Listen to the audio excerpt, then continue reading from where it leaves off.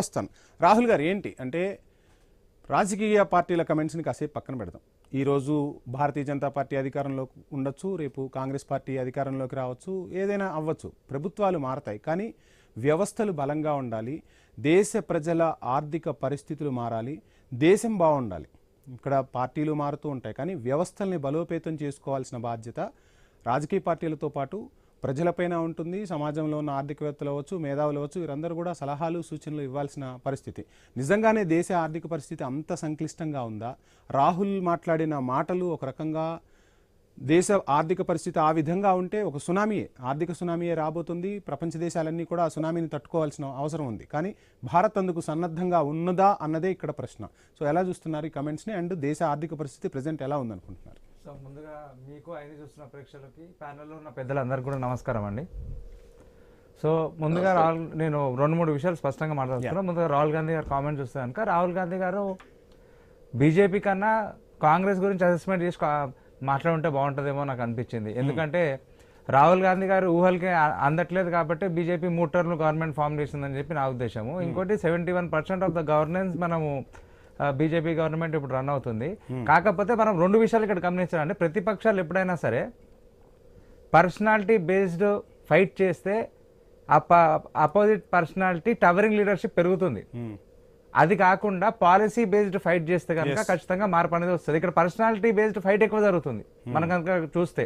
దానివల్ల ఏమవుతుంది, 2024లో 240 సీట్లకి కుంగిపోయిన BJP party personality development fight వల్ల ఏమైంది, మళ్ళీ హర్యానా, ఢిల్లీ, బెంగాల్, అస్సాం, మహారాష్ట్ర గవర్నమెంట్ ఫామ్ అవడం జరిగింది. అది కాకుండా పాలసీ బేస్డ్ ఫైట్ జరగాలి. పాలసీ బేస్డ్ ఫైట్లో ఏంటంటే, మనం నిజంగానే ఎకనామిక్ క్రైసిస్ లో ఉన్నాము, ఇన్ఫ్లాచుయేషన్ ఆఫ్ ప్రైసెస్ జరుగుతుంది, ధరలు పెరుగుతున్నాయి, ఉద్యోగాలు పోతున్నాయి, సామాన్యుడి జీవితం కుంగిపోతుంది, ఎక్కడ పడితే అక్కడ పేపర్ లీక్లు అవుతున్నాయి. నీట్ పేపర్ లీక్ జరగలేదా?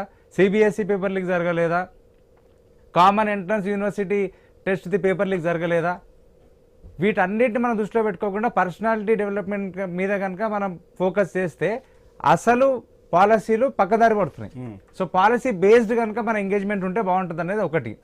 రెండో విషయానికి వస్తే, బీజేపీ గవర్నమెంట్ ఫామ్ అయినప్పటికించి కనుక మనం చూస్తే సిస్టమ్ని కంట్రోల్డ్ సిస్టమ్ ఆఫ్ పాలిటిక్స్ అనేది జరుగుతుంది.